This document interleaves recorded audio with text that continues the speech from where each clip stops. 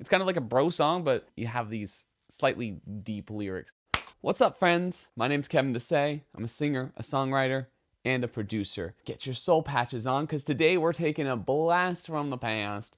We're gonna look at a song I've always loved, and that recently I've just been thinking about a lot because I'm trying to make more nostalgic music, and this is a song that just fills me with nostalgia. It's like a 90s rock hit that for some reason just gets me. Some songs just understand, and this is one of those songs. I really like kind of this funky neo-funk vibe that this song has, and there's a lot of things I find interesting that I want to break down. Let's start listening to Fly by Sugar Ray. If you haven't subscribed yet, make sure you do that. Why haven't you already? Also, make sure to check out my latest music. I have a new album called Giovanni, as well as a new Christmas song called Celebration. Let's start out Fly by Sugar Ray.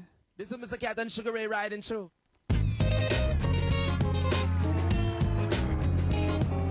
We start the song with this cool Jamaican man saying some words. I don't know what they are. I know Sugar Ray is in there. So you're introducing the group and as well introducing a certain vibe.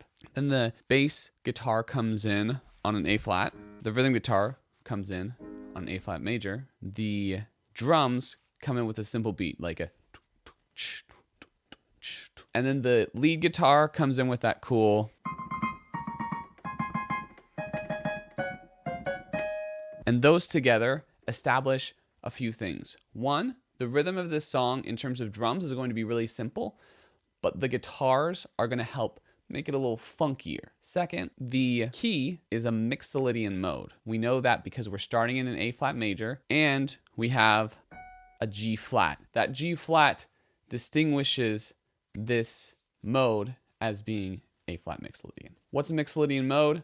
There are plenty of great videos on YouTube about it. Basically, we're starting a scale from a different point. We're starting the D flat major scale from A flat. That's really all you need to know about Mixolydian right now. So we've established that right from the get-go.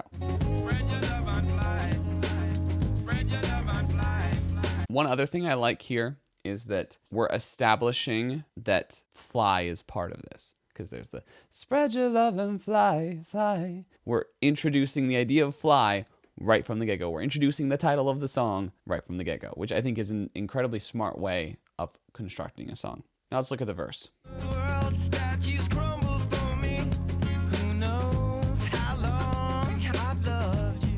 What's going on in the guitars here is really interesting. The rhythm guitar is just playing. It's just playing an A flat major chord, an A flat, C, and E flat, and then it's playing an A flat power chord, which is an A flat and E flat. So it's not really moving. The rhythm guitar is static, while the bass guitar is causing the movement. It's doing this riff. That riff establishes the chord progression. Because the rhythm guitar is static, the bass guitar going to that F changes the chord. In terms of what the whole band is playing, the chord progression goes from A flat major to F minor 7. There's no C being played because the fifth is implied. Jazz theory. All around the world, statues crumble for me. Who knows how long I've loved you? There's this establishment of something that's been around for a while. Statues have been around for a while and now they're crumbling. And his love has been around for a while as well. 25 years old, my mother, God rest her soul. Now we have another interesting line. 25 years old, my mother, God rest her soul. The lyrics aren't stating anything explicitly, but they are implying aged things. They are implying a passage of time and the consideration of time.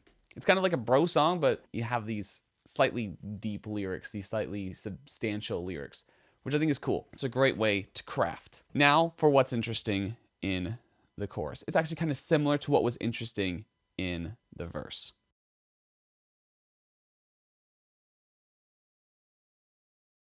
The vocal is pretty standard. It's cool that it's letting things kind of drift, letting things stay.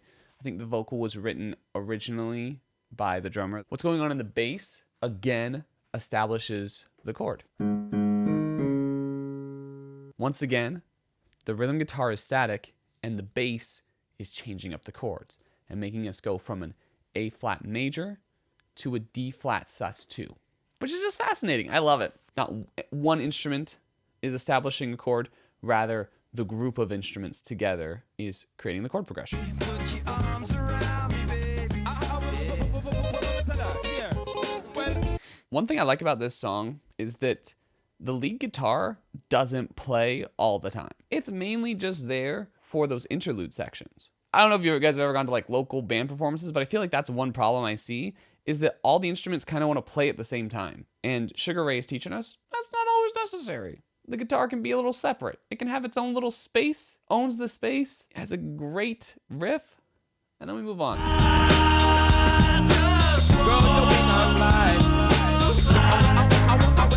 One thing I like about this section is that we're establishing the chord as a whole band. The rhythm guitar is playing B flat power chord, so a B flat and an F, and then an A flat and an E flat. And the bass is playing an E flat,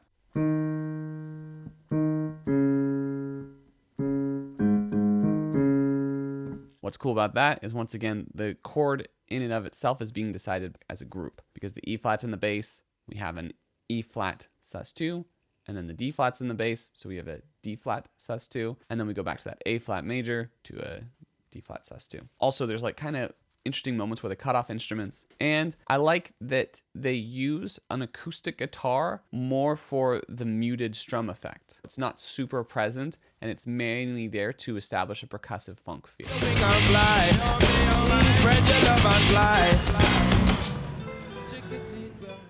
That part's so interesting to me because you're having this intense breakdown and you're having a Jamaican guy rap over top of it. It's such a wild idea. It has like these really cool contrasting elements. Also, it's cool because, once again, the chords are being decided as a group. The bass is playing A flat to E flat and then A flat to G flat at certain points. The rhythm guitars, the distorted rhythm guitars, are basically just playing A flat over and over again. The rhythm guitar part for this seems super simple.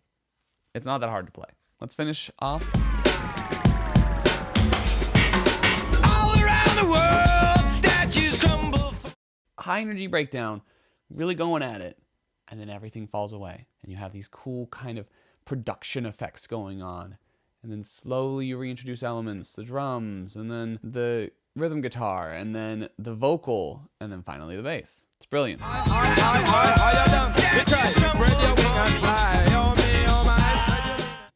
One thing I like about the outro is that they kind of just combine several elements of the song, kind of a recap, which is cool for an outro, kind of sampling different parts from earlier in the song. That's my breakdown of Sugar Ray. I hope you've learned something from this. Maybe you're just like, yeah, I dig that song. Kind of try to help you understand why. Help me understand why I like it so much too, and what I can do to make songs more like it. I would love to make songs like that. They just make me happy. Hope you enjoyed this video. Make sure to like, comment, share, subscribe, and check out my music. Links in the description. Catch on the flip. Celebration. There is no need to fear. Turn the lights on. Let the mountains ring, 'cause Jesus Christ is here.